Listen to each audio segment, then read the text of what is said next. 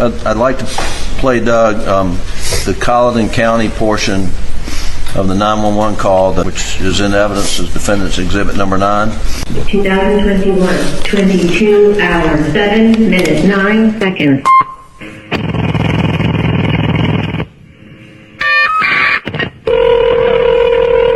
I'm still here, okay? County Communication. Congressman, I have an Alex Murdaugh on the line calling from 4147 Mobile Road. He's advising that his wife and child was shot. Okay, and sir, give me the address again. It's 4147 Moselle Road. I've been up to it now. It's bad. Okay, how did they shoot? When you say I've been up to it now and it's bad, what are you referring to? I'm talking about what I saw was what y'all saw pictures of, and I mean, it was bad. It was terrible. And when I first got there, I know I got out of the car. I mean, I knew.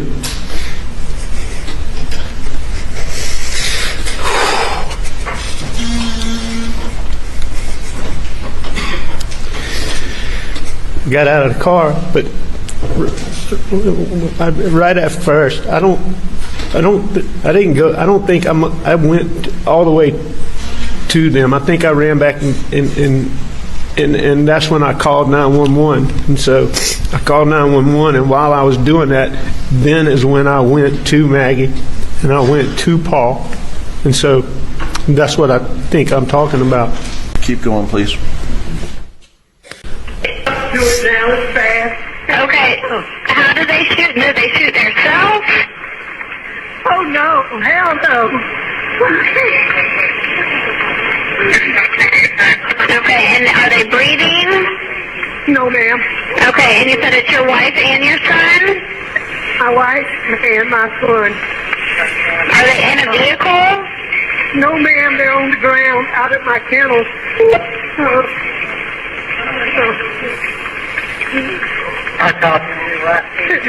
Okay, and did you see anyone? He shot in the head, and he shot really bad. He shot it. Okay, where is he shot at? Ma'am, I don't know, but there's blood everywhere. I can see his brain. Face down. I tried to turn her a little bit, but she's got a hole in her head. Okay, is he breathing at all? No, nobody. Okay, do you see anything? Do you see anyone in the area? No, ma'am. No, ma'am. No. Is there any guns near them at all? No, I just here. What color is your house on the outside? If that's what you're asking, they didn't shoot themselves, ma'am. What? Now, right in there, you say the word here. What? Are you calling anybody or anything? No, I'm talking to that dispatcher. And what did you mean when you said here? If you listen to that call, one of the first things she asked me was, did they shoot themselves? And I knew there's no way. I mean, I knew they didn't shoot themselves. There wasn't a gun. They didn't shoot themselves. And she'd asked me that. And then she asked me another question, something about that. And you hear me say here. What if I told you that a 50-second video of a dog could unravel one of the most powerful legal dynasties in American history? That a voice calling out a pet's name would become the thread that pulled apart a carefully constructed story? This is the story of Alex Murdaugh, a man whose family had controlled justice in South Carolina for nearly a century. But on June 7th, 2021, that power collided with something it couldn't control. The truth, preserved by devices that never forget. If you're fascinated by cases where the smallest details expose the biggest lies, you're in the right place. I'm bringing you inside the Alex Murdaugh case, moment by moment, layer by layer. Before we go further, hit that subscribe button right now. Because here on Dark Trail Files, we don't just tell you what happened. We show you how unraveled. Subscribe, because you won't want to miss what comes next. Now, let's begin. June 7th, 2021, 10:07 in the evening.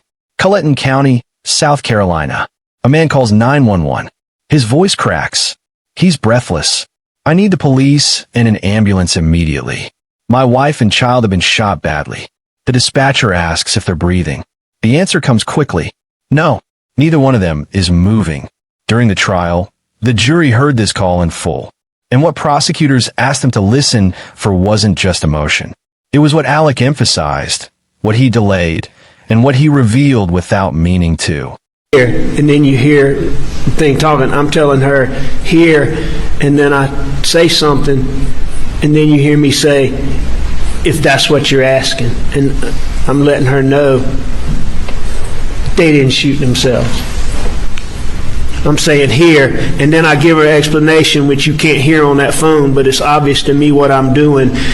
And I say, if that's what you're asking me. Like David Owens asked me on August 11th, did I call a dog or was I talking to somebody? There was no dog that was out and there was nobody there. Talk about that briefly. Well, when you got there and you saw Maggie and Paul, where were the dogs? The dogs were in the kennels. Dogs were in the kennels. They were wherever they were when law enforcement got there. And you've seen pictures, and they called Dale Davis to the stand and talk about the hose rolled up. Did you roll the hose up? No. Did you do anything down there at the kennels when you got there other than call 911 and attend to Maggie and Paul? No, I do know that I was trying to find a flashlight. I was trying to find a gun. Other than those things, no, I didn't do anything at the kennel. I didn't do anything with any hose. I didn't do anything with any dogs. Was there anybody with you? No. Keep going, please. It's white. You can't see it from the road. Okay, is it a house or a mobile home? It's a house. Okay, and what is your name? My name is Alex Murdaugh. Okay, did you hear anything, or did you come home and find out? I've been gone. I just came back. Okay, and was anyone else supposed to be at your house? No, ma'am.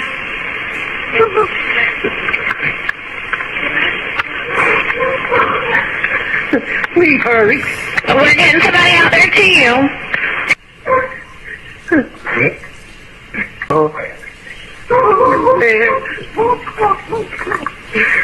Oh, should have known. Alec, we just heard you say, I should have known. What are you referring to? I said, Paul, I should have known. What were you referring to? I was referring to Paul got so many threats.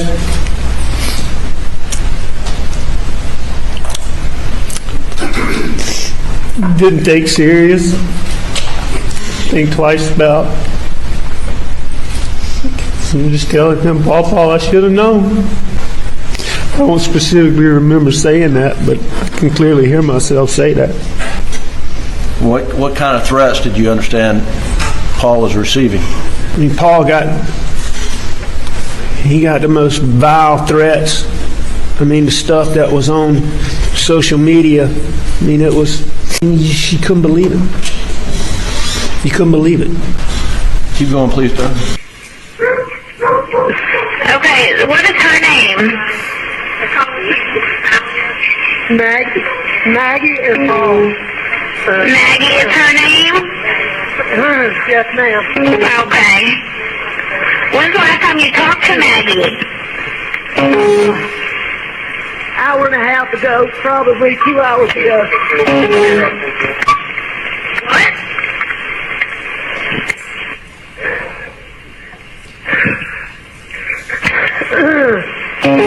Okay, you said about 2 hours ago you talked to them? Approximately, yes, ma'am, approximately. You were asked the last time you saw them, and you said an hour and a half to 2 hours ago, and then she followed up 2 hours ago. You just heard that? I did hear that. And I said approximately to her question.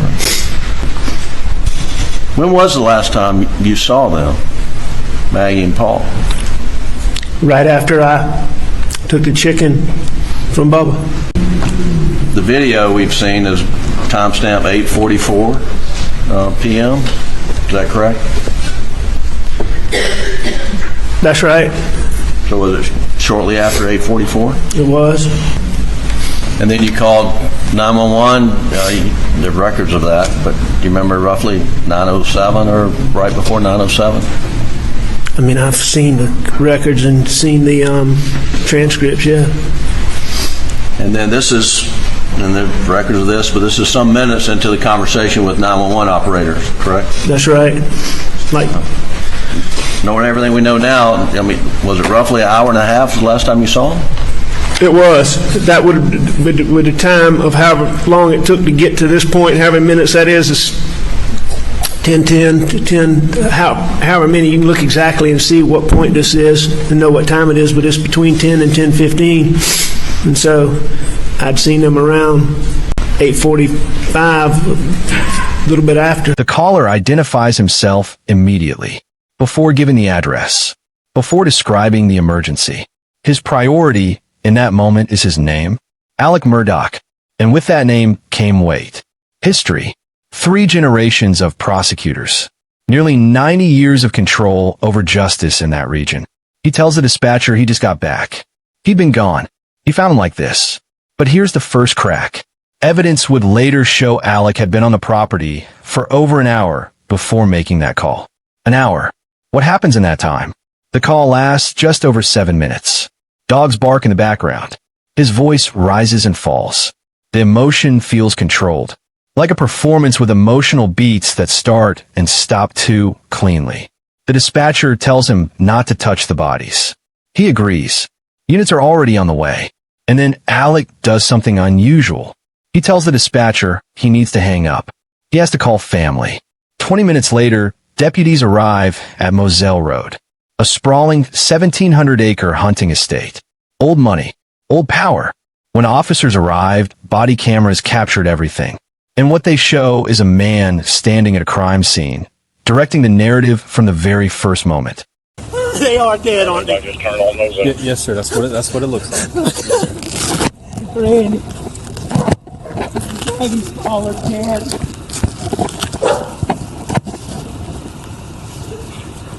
Where are you now?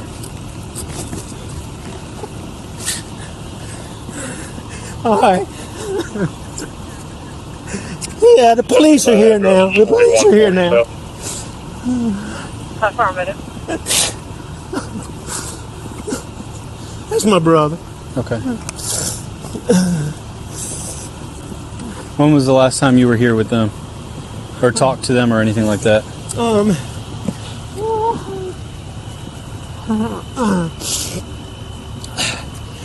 It was earlier tonight. I don't know the exact time, but Okay. I left. I was probably gone an hour and a half from my mom's, and I saw them about 45 minutes before that. Okay. I rode around with Paul for 2 hours this afternoon in the pickup truck. That's your son, Paul? Okay. Somebody going to check them? Yes, sir. They've already checked them. They did check them? Yes, sir. It's official that they're dead? Yes, sir. That's what it looks like. I'm sorry. No. You're fine. I'm very sorry.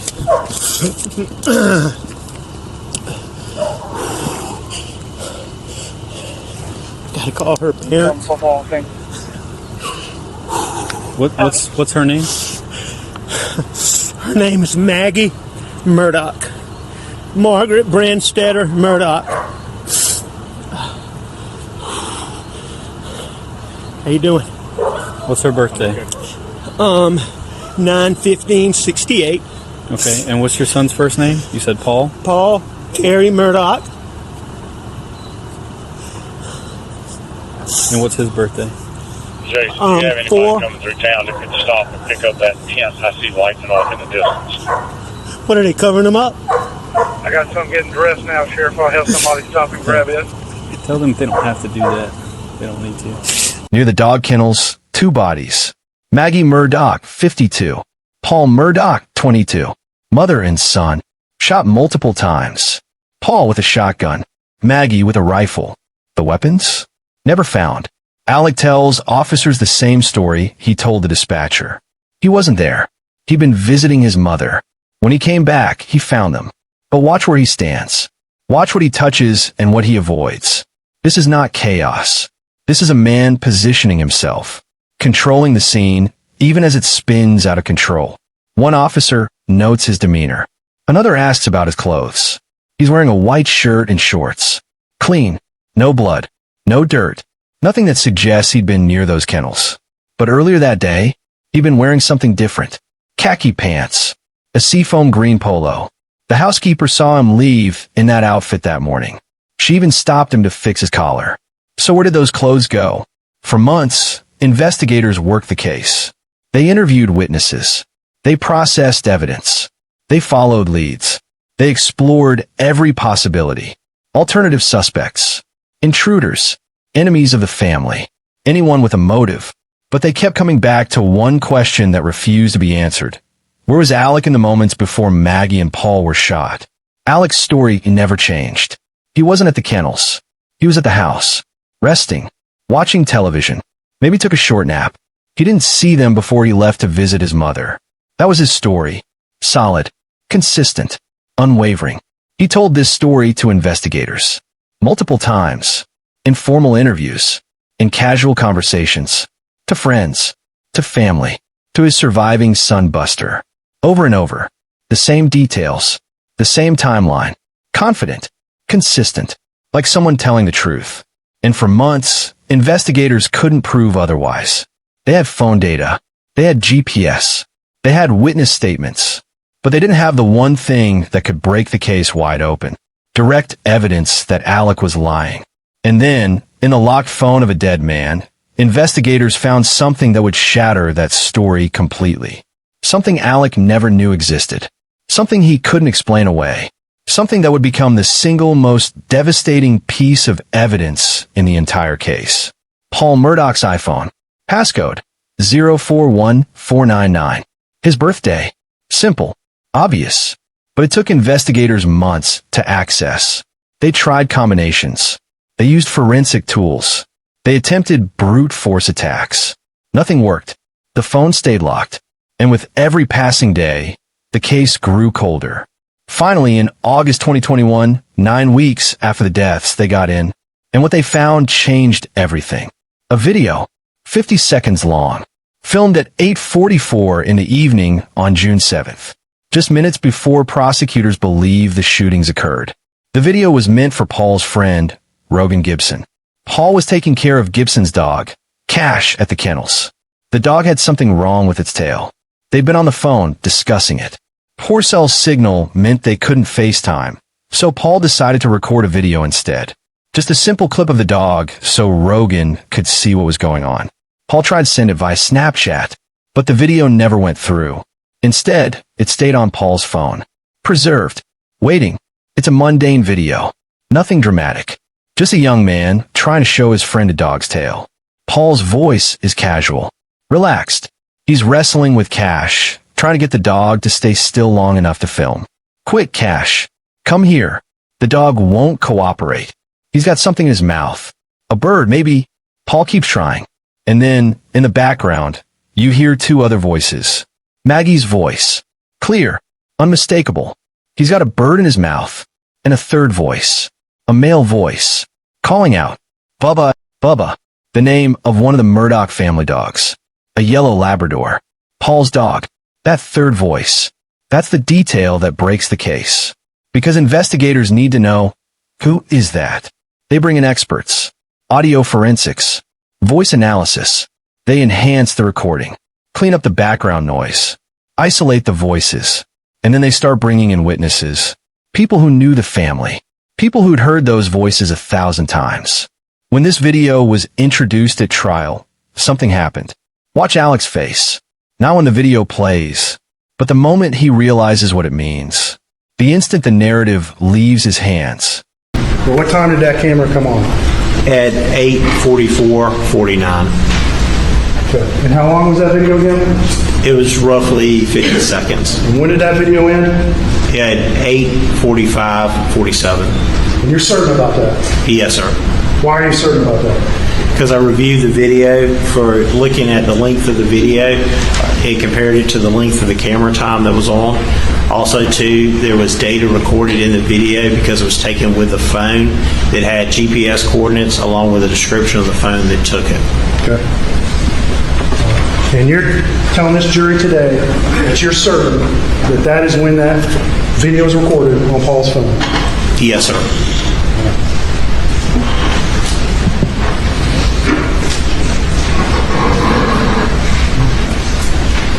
And as we referenced, when we're looking at that timeline, there's location data associated with that video as well, correct? Yes, sir, correct. All right. And where did you plot that location data?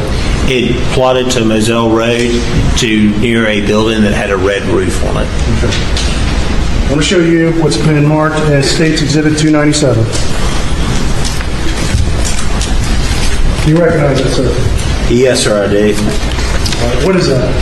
It is a CD that contains a video. On it, it says Kennel Video, has States 297 on there, along with my initials and the date of 1/30/23. And have you reviewed the contents of that CD? Yes, sir, I have. And what is the contents of that CD?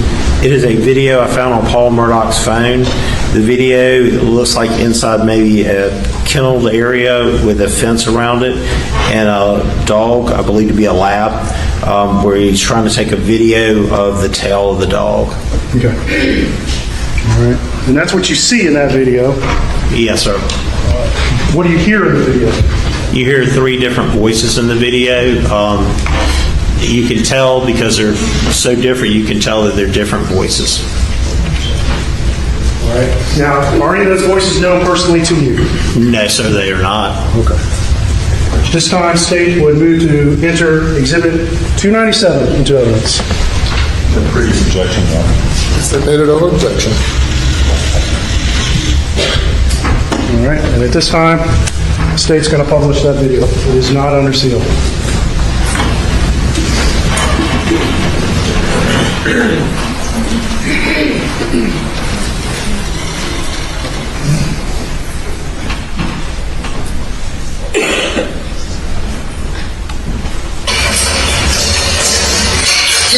Get out.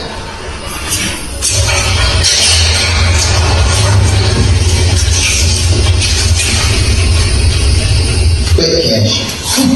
Quick.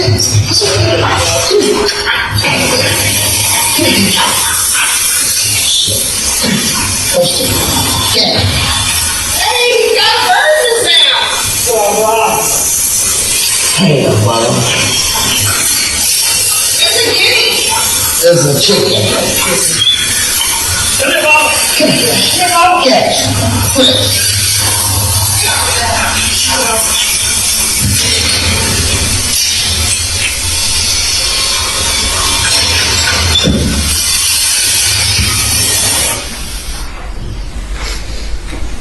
What time is that video recorded again, Lieutenant Dove? The camera begins at 8:44:49 p.m. And ends when? At 8:45:47 p.m.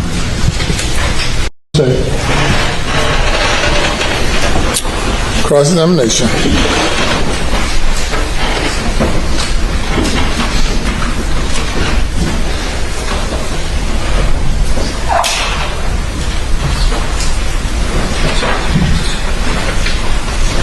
Prosecutors brought in witnesses, friends of Paul who'd known the family for years. Rogan Gibson took the stand. The friend Paul was trying to send the video to. He listened to the clip, and he was absolutely certain, 100%, that third voice. It was Alec. No doubt. He'd known Alec his entire life. Consider the Murdaughs his second family. He could identify that voice in his sleep. Another friend, Will Loving. Same testimony. Played the video.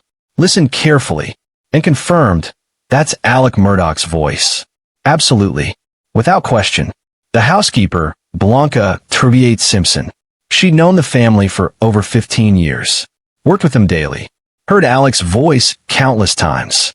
That voice calling for Bubba? Alec. She was certain. One by one, 5 witnesses took the stand and identified him. All of them certain. All of them unwavering. All of them saying the same thing. That's Alec at the kennels. And the timestamp? 8:44 in the evening, 5 minutes before prosecutors believe Maggie and Paul were shot dead. Think about what this means. For 20 months, Alec had told everyone he wasn't there. He'd looked investigators in the eye and said he was never at those kennels that night. He told his surviving son, Buster, the same story. His friends, his lawyers, his family, everyone, 20 months, hundreds of conversations, dozens of interviews, press statements, legal filings. Every single time the same lie. I wasn't there. I was at the house. I never went to the kennels. But Paul's phone didn't lie. Technology doesn't forget. And in that 50-second video, 3 voices, 3 people, at the exact location where 2 of them would be dead minutes later. This is where the case shifts fundamentally. Because this isn't about whether the video sounds real or emotional. This isn't about interpretation or analysis. This is about one simple, undeniable fact. Alex said he wasn't there. The video says he was. And suddenly, every story he told for nearly 2 years collapsed into one unavoidable question. Why did you lie? Because here's the thing. If you're innocent, if you have nothing to hide, if you truly didn't commit these crimes, why would you lie about being at the kennels? Why not just say, yes, I was down there, I saw them, I talked to them, and then I left? What reason would an innocent man have to deny being at the scene minutes before the deaths? The prosecution has an answer, and it's devastating. Because Alec knew that if he admitted being at the kennels, the timeline would destroy him. His whole alibi depended on distance, on not being there, on being somewhere else when it happened. But once you place him at the scene, everything changes. Now you have to explain the gunshot residue, the missing clothes, the lack of phone activity, the hour-long gap before the 911 call. Once you place him at the scene, the whole story unravels. And that's exactly what happened. In the hours and days after the deaths, investigators sat down with Alec multiple times. And what you're about to see is a man trying to maintain control of a story that's already starting to crack. I hate to have to do this. I understand. Yeah. I totally understand. Yeah. So you don't have any problem with it. So just start at the top. Take your time. Like when I came back here, I mean, I pulled up and I could see him, and you know, I knew something was bad. I ran out. I knew it was really bad. And my boy over there, I could see it was.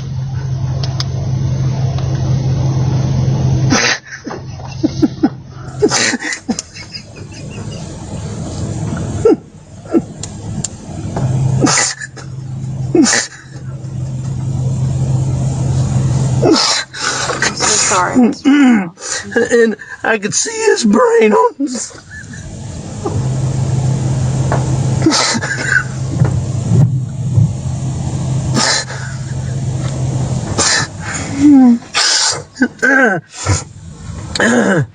And I ran over to Maggie, and actually, I think I tried to turn Paul over first. You know, I tried to turn him over, and I don't know, I figured it out. His cell phone popped out of his pocket. I started to try to do something with it, thinking maybe, but then I put it back down really quickly. Then I went to my wife, and I mean, I could see.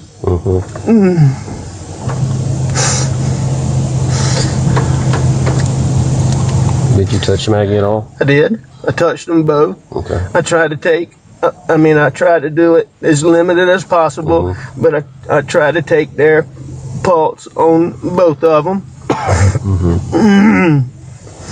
And, you know, I called 911 pretty much right away, and she was very good.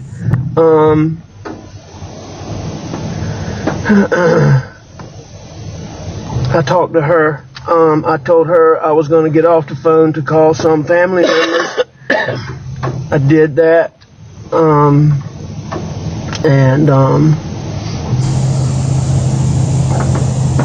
What family members did you call? I called my brother Randy, and I called my brother John,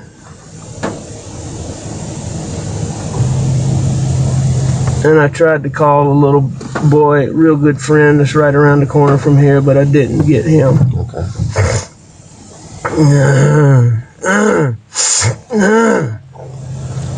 What all was around Paul when you walked up? Blood. Anything else? I mean, there were some body things, yes, sir. I mean, like any other evidence? I know you said the phone fell out the pocket, but did you see anything else that didn't belong or shouldn't belong or that wasn't part of Paul? No, sir, not the, no, sir. How about Maggie? No, sir. You didn't see anything around them? What made you come out here tonight? I went to, my mom's a late stage Alzheimer's patient. My dad's in the hospital. My mom gets anxious when she does. I went to check on them and Maggie. Maggie's a dog lover, and she fools with the dogs. And I knew she'd gone to the kennel. I was at the house. I left the house and went to my mom's for just a little while. Tried to call her when I left. Texted her, no response.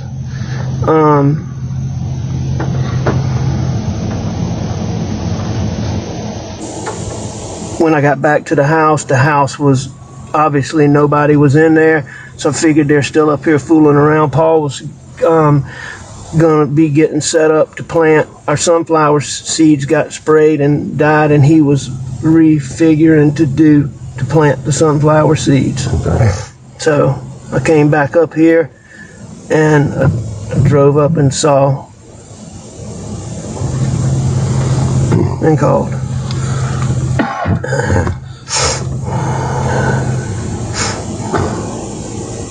Had Maggie and Paul been arguing over anything? No.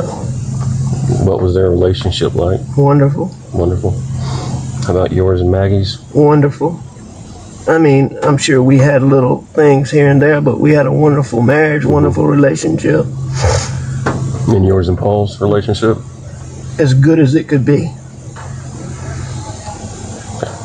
How old was Paul? 22. Okay. You know his date of birth?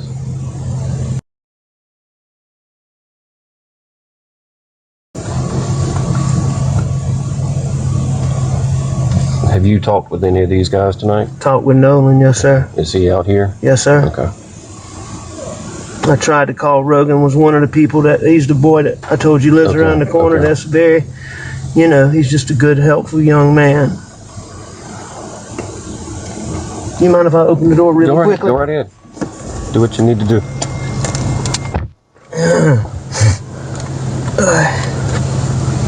So is there anybody that you can think of that we need to talk to tonight? Is there a name that comes to mind? I mean, I can't tell you anybody that I'm overly suspicious of off the top of my head. Okay. I mean, this is such a stupid thing. I'm even embarrassed to say it. But it just didn't make any sense. I just hired a guy out here, and he wasn't cutting the mustard, but I hadn't told him this yet. Paul's been working with him a lot. He killed the sunflower seeds in our dove field just recently, which is why Paul was here doing this. He told Paul a story the other day about how when he was in high school, he got in a fight with some black guys. And the FBI undercover team observed him fighting those guys and put him on an undercover team with 3 Navy SEALs. And that their job was to kill radical Black Panthers. And they did that from Myrtle Beach to Savannah. Now, I really don't think this guy, is probably the person, but that's just so friggin'. Yeah, that's kind of far-fetched story. It's weird. But he was off today. Okay. He took his daddy to the doctor. What's his name? CB Rowe. ROWE? Yeah, and I sent him a message to text me earlier today about the sunflowers, and he called me back when I was on the way to my mom's house. Did you talk to him at that time? Briefly, I was on the phone with a lawyer friend of mine named Chris Wilson from Bamberg, so I told him I'd call him back tomorrow, see him in the morning. When you briefly talked to Mr. Rowe, what was his demeanor or attitude? Or I mean, it seemed normal. I mean, I asked him about the sunflowers, and so, you know, I mean, I'm sure he's a little bit. Where does he live? I don't exactly know. Somewhere in in Bronson. Okay. Do you have his phone number? I do. You got it with you, please, sir? I do.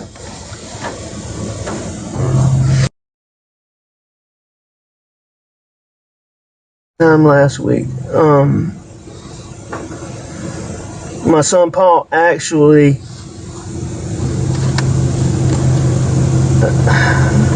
I really do not think, in all honesty, that it's him, but I know y'all got to check it out. But Paul was so taken aback by it that he sent, I'll find it, I got it on my phone. He recorded him saying bits and pieces of it. Okay. No.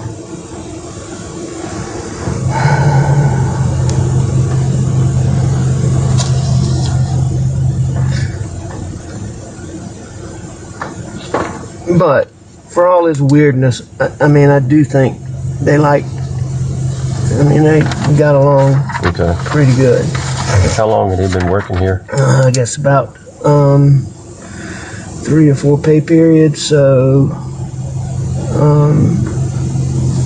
8 weeks, a couple months.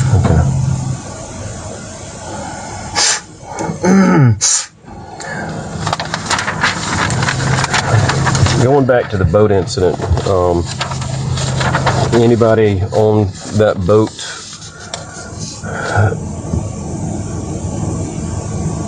really have a hard-on for Paul that you would think would come after him, or know of any direct threats from people on the boat?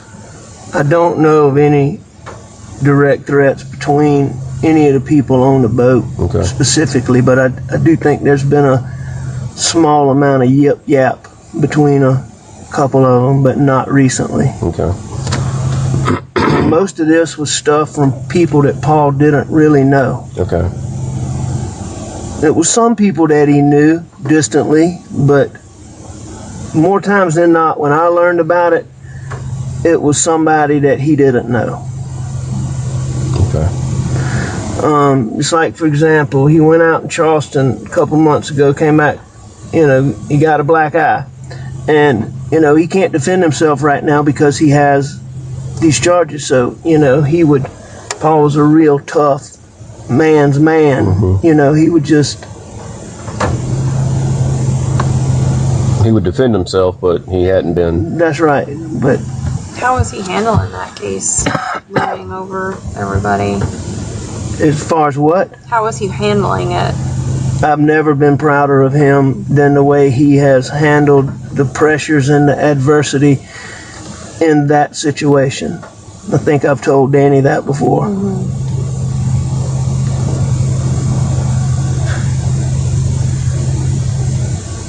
I mean, Paul is a wonderful, wonderful, wonderful kid. He can do almost anything. He gets along with almost anybody. Do y'all store any weapons out here? We don't store them, but they're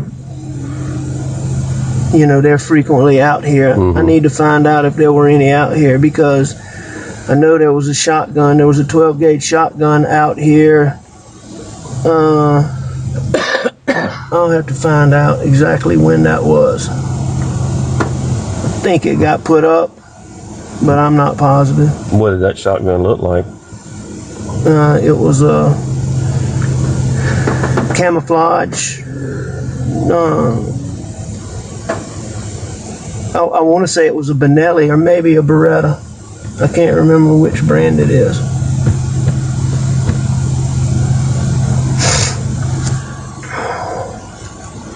But I don't think it was out here Okay. recently. But I'm not positive. And the shotgun that you had when deputies pulled up, where did that come from? I went to the house and I got a gun. Probably overreacting, but... And was that when you pulled up and saw them? No, I mean, I came out and, I called 911 first. Mm-hmm. Talked to them for a little while, and then I told her.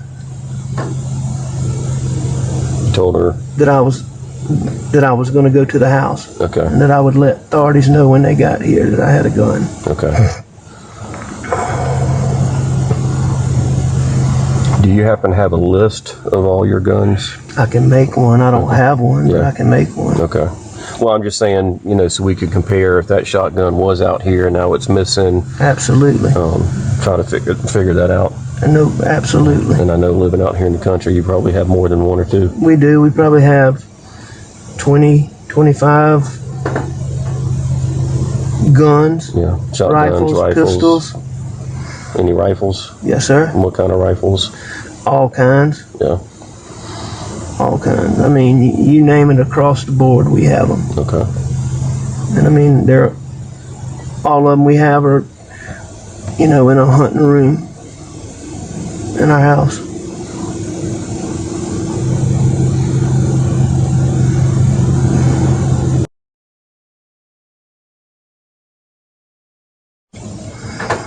Laura, you got anything?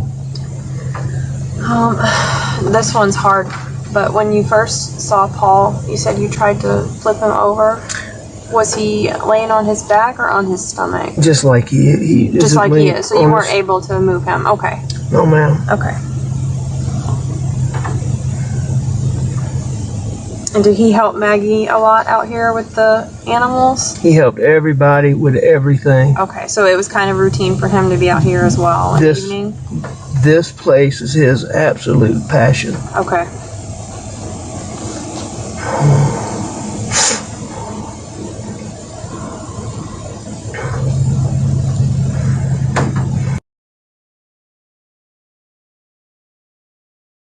Yes, sir. So, just to kind of let you know what's going to go on, we're going to be out here for quite some time. The coroner will take custody of Paul and Maggie. Can I answer that? Yeah, go ahead. Yeah. What?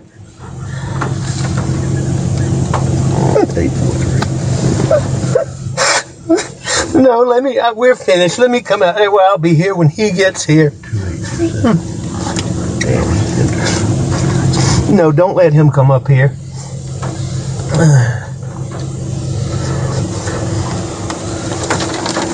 Okay, yeah. I think we're about done. All right, thank you. So, I'm sorry. Buster, get in here. Okay. Yes, sir. I dropped my card. We'll get you another one. Sorry. I'll get you one. Here you go. Thank you. So the coroner will come over and talk to you. They'll do the autopsy and everything, and then go from there. Thank you. But we'll come see you before we leave. Thank you very much. Yes. Thank you, Mr. Rutland. Yes, sir. Thank you very much. June 8th, 2021. Just after midnight. Less than 2 hours after the bodies were found. Investigators bring Alec in for his first formal interview. He sits across from detectives. Calm, composed. He's been a prosecutor himself. He knows how this works. He knows what to say and what not to say. He's been in rooms like this hundreds of times, usually on the other side of the table. He repeats the story. He wasn't at the kennels. He was at the house. Took a nap. When he woke up, Maggie and Paul were gone. He tried to call Maggie. No answer. So he drove to his mother's house in Alameda. When he got back, he found them. Investigators ask about his relationship with Maggie and Paul. He becomes emotional. They were everything to him. His whole world. He'd never hurt them. Never. The idea is unthinkable. But watch what happens when the questions get specific. When they ask about timeline, about phone activity, about where he was exactly, about what he was wearing, about who he talked to, the answers slow down. Pauses grow longer. The confidence wavers just slightly, like a man calculating how much to reveal. There's a phrase investigators use. The pause tells the story. When someone is telling the truth, answers come naturally. There's no calculation, no mental math. But when someone is constructing a narrative, every question requires a moment to check if the answer fits the story they've already told. And Alec pauses. Often, investigators ask about his phone. Why was there no activity for over an hour around the time of the deaths? Alec is normally glued to his phone. Witnesses have described him as someone who constantly texts, calls, checks messages. But that night, nothing. No calls. No texts. No movement recorded. Just silence. It's like his phone went dark at the exact moment Maggie and Paul died. Alec explains this away. He was resting, taking a break. Happens sometimes. But investigators know better. Phone data doesn't lie. And the gap is too convenient. Too precise. June 10th. Another interview. Same story. But this time, there's something different in his voice. A tightness. Like he knows they're circling something he can't see yet. Detectives ask him again about the kennels. Are you sure you weren't down there that evening? Are you absolutely certain? Absolutely certain. He was at the house, not the kennels. They ask about his clothes. What was he wearing? Do you remember? He describes an outfit, but it doesn't quite match what witnesses saw. Small discrepancies. Nothing major, but they're there. August 11th. Third interview. This time, Alec brings a lawyer, Corey Fleming, a close friend and fellow attorney. And in this interview, Alec learns something crucial. He's still part of the investigation. Not just a witness. Not just a grieving family member. A focus. The temperature in the room changes. Fleming speaks up more. Guides Alec's answers. Reminds him he doesn't have to answer certain questions. And still, Alec maintains the lie. He wasn't at the kennels. He keeps saying it. Over and over. But here's what makes these interrogations so revealing. It's not when Alec is emotional that the contradictions appear. It's when he's calm, when he's comfortable, when he thinks he's in control. That's when the story shifts. Small details change. Timelines blur. What he said in one interview doesn't quite match what he said in another. In one interview, he says he tried to call Maggie before going to his mother's house. In another, he says he called her after. Small difference, but it matters. In one interview, he describes finding the bodies near the kennels. In another, the description changes slightly. The positions, the distances, the first thing he saw. These aren't big lies. They're micro adjustments. The kind you make when you're trying to keep a story straight, but can't quite remember which version you told to whom. Investigators notice. They don't confront him yet. They just let him talk. Let him build his own maze. Because they know something Alec doesn't know yet. They have Paul's phone. They're working on accessing it. And once they do, every word Alec has said will be tested against digital evidence that can't be argued with. After Alec was arrested, he made calls from jail. Recorded calls. And in one conversation with his brother, you hear something different. This is Alec when he thinks the courtroom has disappeared. When he believes no one important is listening. Hey, John, is Lizzie nearby? She is. I talked to her earlier. She was going to put some money on that account for me, and she didn't. Okay, well, what is it? This is where she knows what to do. The boy's name is Justin Lucas. Okay. And what is it then?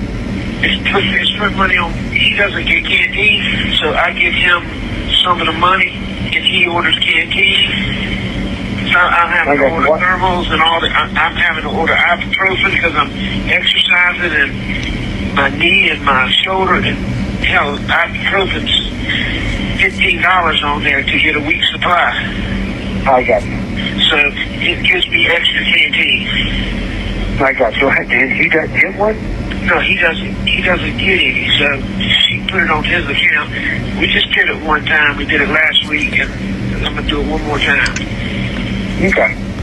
But I need her to do it right now. All right. And what's the amount? $60. Okay. And she's supposed to be keeping a track of all this, so make sure and pay you back? 10-4.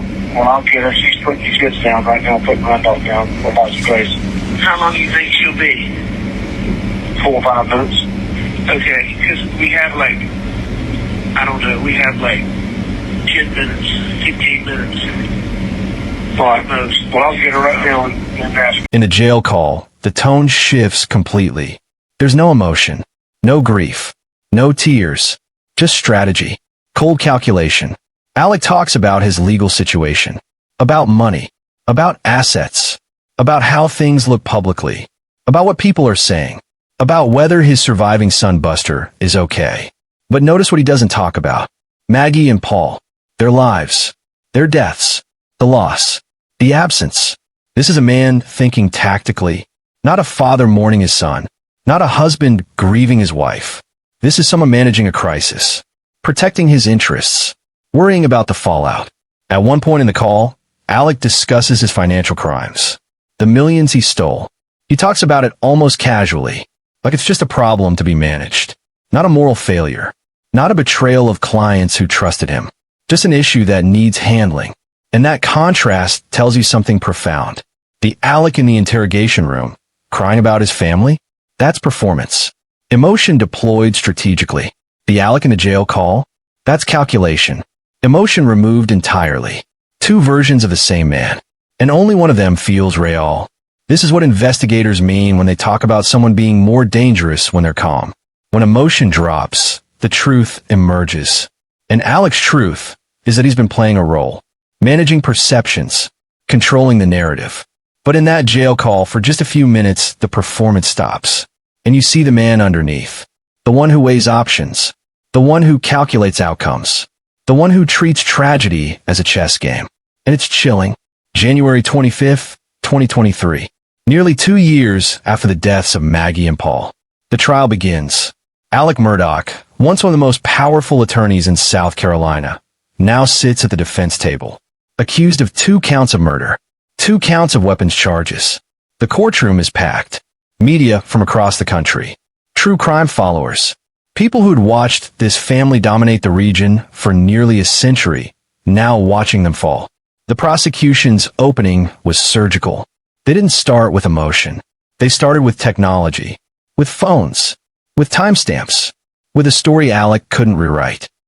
On the evening of June 7th, 2021, at the defendant's property off Moselle Road in Colleton County, his son Paul Murdaugh was standing in a small feed room and some kennels they had on the property. About 8:50 p.m., and the defendant over there, Alex Murdaugh, took a 12-gauge shotgun and shot him in the shoulder, in the chest and the shoulder with buckshot. And the evidence is going to show it was a 1,000,000-to-1 shot. He could have survived that, but after that, another shot went up under his head and did catastrophic damage to his brain and his head. The evidence is going to show that Paul collapsed right outside that feed room. And just moments later, he picked up a .300 Blackout, which is a type of ammunition, but an AR-style rifle. And the evidence is going to show that the family had multiple weapons throughout the property, picked up that .300 Blackout rifle, and opened fire on his wife, Maggie, just feet away near some sheds that used to be a hangar. Pow, pow. 2 shots, abdomen in the leg, and took her down. And after that, there were additional shots, including 2 shots to the head that again did catastrophic damage and killed her instantly. The evidence is going to show that neither Paul nor Maggie had any defensive wounds. Neither one of them had any defensive wounds, as if they didn't see a threat coming from their attacker. And the evidence is also going to show that both Maggie and Paul were shot at extremely close range. The evidence is going to show it's called stippling. It's almost like a tattoo, that when you get shot very close to a weapon, it leaves marks that the forensic pathologist can see. They were shot at close range and they did not have defensive wounds.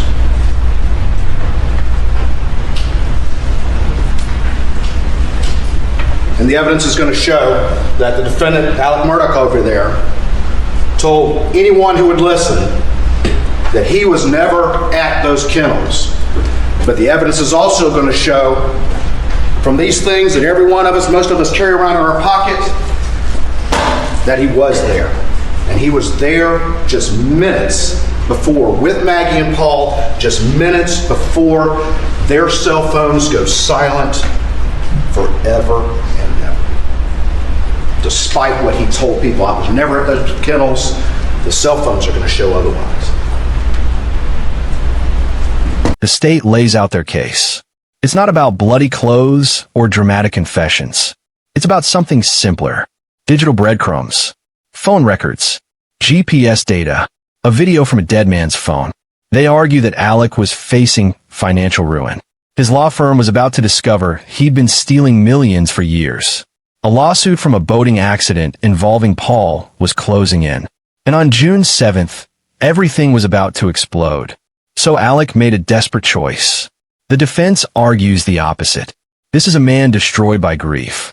The investigation was sloppy. The real killer was never found. But the prosecution has something the defense can't explain away. The kennel video. The lie that lasted 20 months. Blanca Cherubiate-Simpson had worked for the Murdaugh family for over 20 years. She wasn't just the housekeeper. She was Maggie's friend, her confidant, and what she saw the morning after the deaths. Small things. Details too precise to ignore. When I got inside, I didn't turn on any lights. I didn't do anything. I walked through the front door and I went in the kitchen. And I was kind of,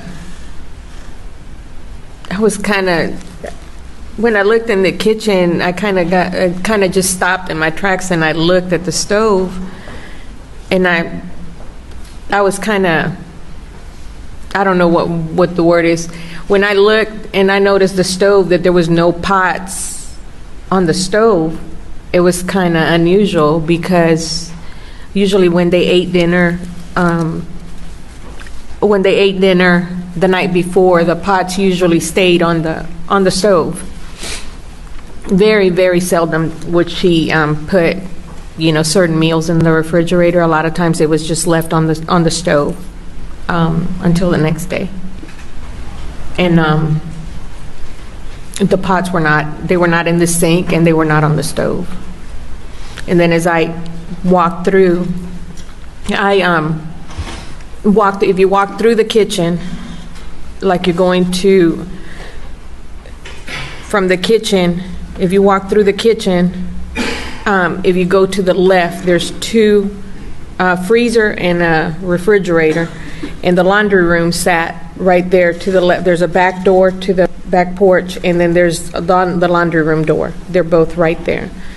And as I turned to go to the laundry room, I noticed that her pajamas were in the middle of the doorway, right in the middle, laid neatly in the middle of the doorway going into the laundry room. It was her pajama pants, a pair of underwear, and her pajama top. Was that unusual? That was very unusual. Because she wouldn't lay her clothes out like that, not in the middle of the door like that. It just didn't look right to me. And you took care of the house? Yes. You took care of the clothes? Yes. And not to get too personal, but sometimes you can't help it. Were the underwear there with the pajamas unusual? Yes. Why? She didn't wear underwear with her pajamas. No underwear with pajamas. But that struck you. No underclothes with the pajamas. But that struck you as unusual. They were there with the pajamas. Yes, sir, because the underwear appeared to be clean, not dirty. They still had like fold marks And the pots, and I may have just missed it, you said, where would the pots end up when you found them? After I looked at the pajamas on the floor, the way that they were set, I turned around and I said, well, I wonder where the pots are. So I opened the refrigerator door, and the pots were sitting inside the refrigerator with lids on them. And I was like, you know, who did this? I don't know at that point, but that was not normal for the whole pot to be sitting in the fridge. Did you make any other observations in the house, the bathroom, or anywhere else? In the master bathroom was her clothes were sitting next to the tub. It was a small pile of clothes right next to the tub, and by the shower. If you walk in the master bedroom, there's a big garden tub, spa type tub, and then right here is the shower, and there's a window. On the floor next to the shower was a slight puddle of water, a towel, and a pair of khaki pants. And then as I went to the left to see if there was anything else that was out, I looked in the closet, and in the closet was a white damp towel on the floor. It appeared that a t-shirt had fallen off of the stack of t-shirts that were on top of the shelf right there in the closet. It was laying on the floor next to the towel. When you took care of the home, was that, tell us how the clothes were laid out, the shirts, the shorts, were you saying up on a shelf, or the shirts, how were they? In the closet, there was a shelf. There was some shelves, smaller shelves right here. And then there was some long ones. Maggie used to keep her clothes on these.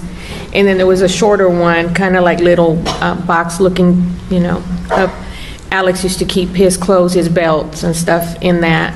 And then on top, there was also an area where he kept T-shirts. They were folded and they were kept on the shelf.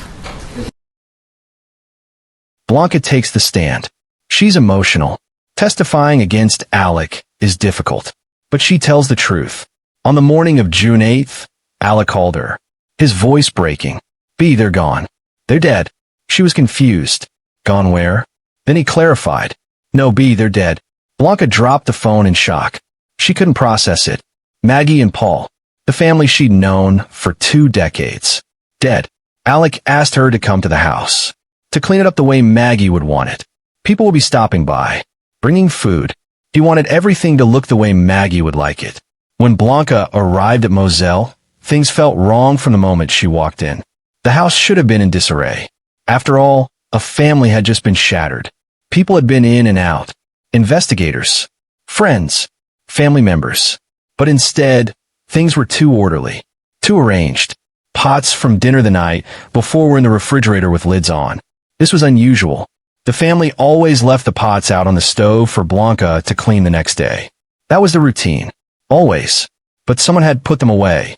Neatly. Carefully. With lids on. Like someone was tidying up. Making things look normal. Maggie's pajamas were folded in the doorway to the laundry room. Not thrown. Not dropped. Folded. Neatly. Precisely. Maggie didn't fold her pajamas like that. She'd toss them in the hamper or leave them on the bed. But these were folded. Almost ceremonially. And then, near the shower, a puddle of water. Just a small puddle. But fresh. And next to it, a damp towel.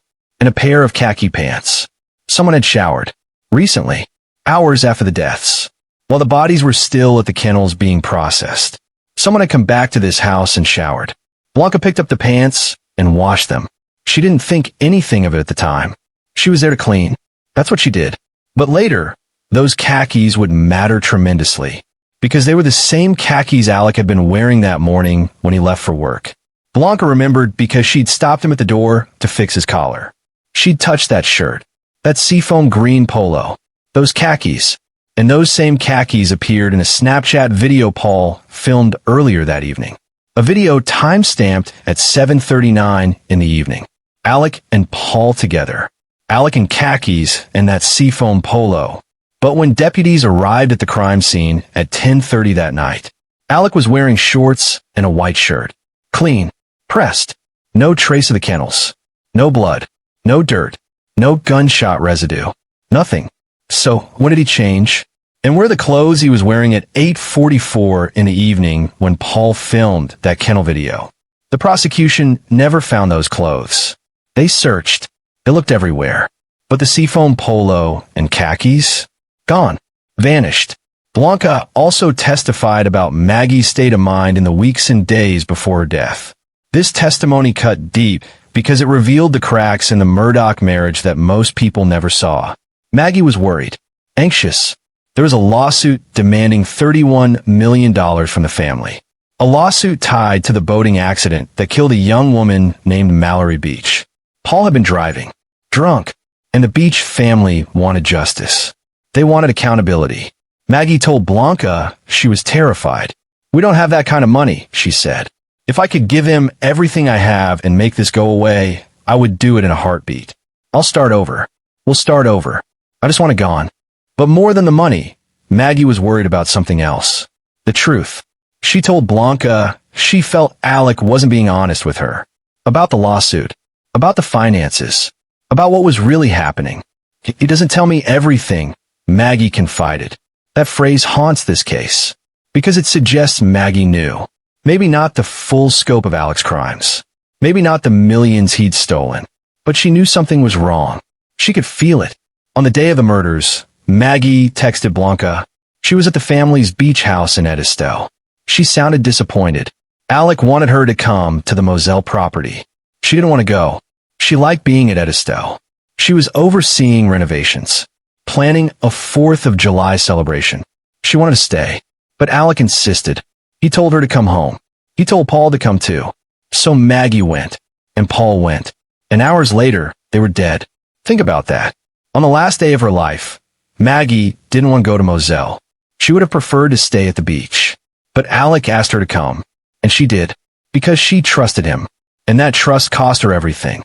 Blanca's testimony was devastating because these were the details too small to fake, too precise to manufacture. She knew the family's routines. She knew what was normal and what wasn't, and what she saw the morning after the deaths. Nothing about it was normal.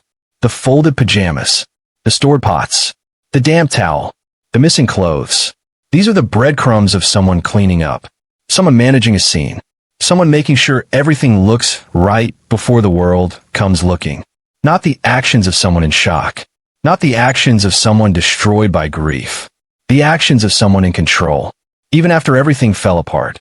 February 23rd, 2023. The courtroom goes silent. Alex Murdaugh takes the stand. He's going to testify in his own defense. This is a massive risk, but the kennel video has shattered his credibility. If he doesn't explain himself, the jury will convict him. On the stand, Alec is emotional, tearful. He insists he loved his wife and son more than anything. But the prosecutor isn't interested in his love. He's interested in the lie. One more thing, JJ, going back, I do want to tell you as to how close I feel to you. My wife loved you, and you are absolutely right about everything you said, but you are dead wrong about one thing, and I would never hurt Maggie, and I would never hurt Paul. And it is important to me that you know that, because she did love you, and I hope you know that. And I hope you know that I mean what I say here today. Alec admits it, for the first time publicly. Yes, he was at the kennels that night. Yes, that's his voice in Paul's video. He lied to investigators. He lied to everyone. Why? He says he was paranoid, addicted to opioids. He didn't trust law enforcement, even though his family had been law enforcement for generations. The explanation doesn't land. The jury can see it. Prosecutor Creighton Waters stands up for cross-examination. So your story about the kennels, after all these weeks of testimony, you're telling us for the first time that you lied? Yes. And law enforcement, your partners, your friends, your family, they all heard this for the first time when you took this stand? Yes, Waters presses. You're an experienced attorney. You know this is important information. Why wouldn't you tell them? Alex stumbles. The answers are circular. And then Waters goes silent. He lets Alex sit with the weight of his own lie. Because the silence says everything. There's no good answer. Even under cross-examination, Alec maintains one thing. He didn't kill them. He couldn't. He wouldn't. But his denials are layered with repetition. And repetition becomes a trap. I'm Alex Murdaugh, Murdaugh. Good morning.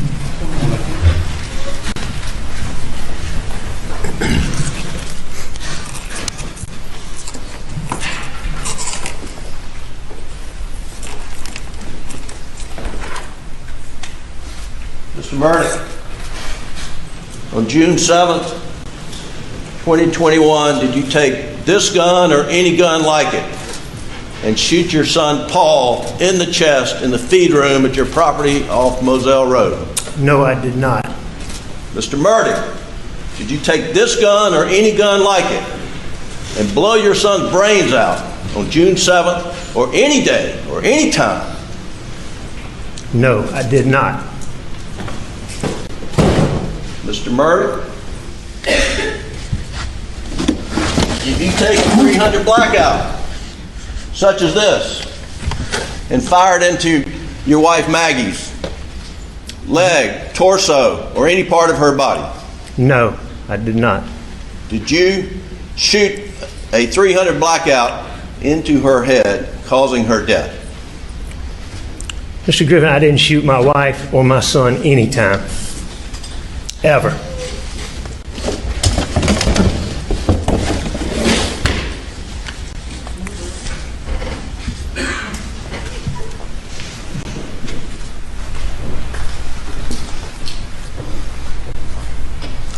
Mr. Murdaugh, is that you on the kennel video at 8:44 p.m. on June 7th, the night Maggie and Paul were murdered? It is. Were you in fact at the kennels at 8:44 p.m. on the night Maggie and Paul were murdered? I was. Did you lie to Sled Agent Owen and Deputy Laura Rutland on the night of June 7th and told them that you stayed at the house after dinner? I did lie to them. Did you lie to Agent Owen and Agent Croft on the follow-up interview on June 10th that the last time you saw Maggie and Paul was at dinner? I did lie to them. And in the interview of August 11th, did you tell Agent Owen and Agent Croft, did you lie to them by telling them that you were not down at the kennels on that night? Yes. Alec, why did you lie to Agent Owen, Agent Croft, and Deputy Rutland about the last time you saw Maggie and Paul? As my addiction evolved over time, I would get in these situations or circumstances where I would get paranoid thinking. And it could be anything that triggered it. It might be a look somebody gave me. It might be a reaction somebody had to something I did. It might be a policeman following me in a car. I would never hurt Maggie. I would never hurt Paul. I didn't do this. Over and over. The same phrases. And each time he says it, it sounds less real. More rehearsed. Because repetition narrows your options. You can't change the story. You can only keep saying the same thing. Louder, hoping someone believes you. But the jury has already seen the cracks. Throughout the trial, Alec cries. Often, on the stand, at the defense table, when the kennel video plays. Emotion in a courtroom can be powerful. But watch closely, because not all emotion is the same. Large amount of blood around each of them, as well as brain matter.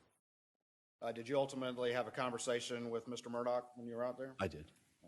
And do you see him here in the courtroom today, the person that you talked to? I do. And can you point him out to the jury, please? Yes, sir. He's right there, wearing a dark blue or black jacket. Your Honor, can the record reflect that he's identified Mr. Murdaugh? It does.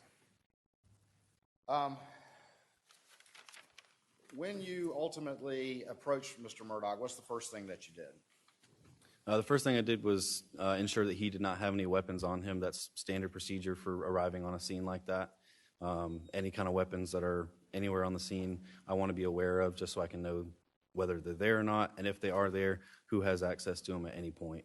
And that's for my safety as well as other responding officers and for anyone else that's on scene.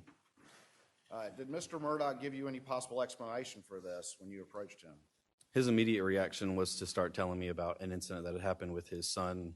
Alex's tears start and stop cleanly. They don't spill over. They don't disrupt his ability to speak. They're contained. This is regulated emotion, not raw emotion. Raw emotion collapses you. It breaks your voice mid-sentence. It's messy, uncontrolled, but Alex's emotion, it has structure. It appears when needed. It recedes when the moment passes. Jurors notice. They see a man performing grief, not living it. And that performance becomes another piece of the puzzle. Another moment when control is too visible. March 2nd, 2023. After 6 weeks of testimony. After 45 witnesses. After hours of closing arguments. The jury deliberates. Less than 3 hours later, they return. Guilty. On all counts. 2 counts of murder.